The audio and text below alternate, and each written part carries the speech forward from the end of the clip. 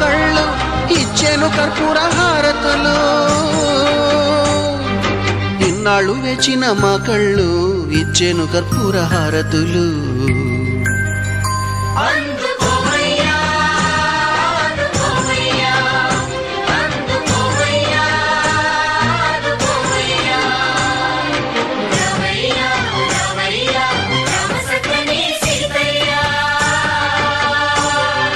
రావయ్యా రావయ్యా రామ సక్కని సీతయ్యా.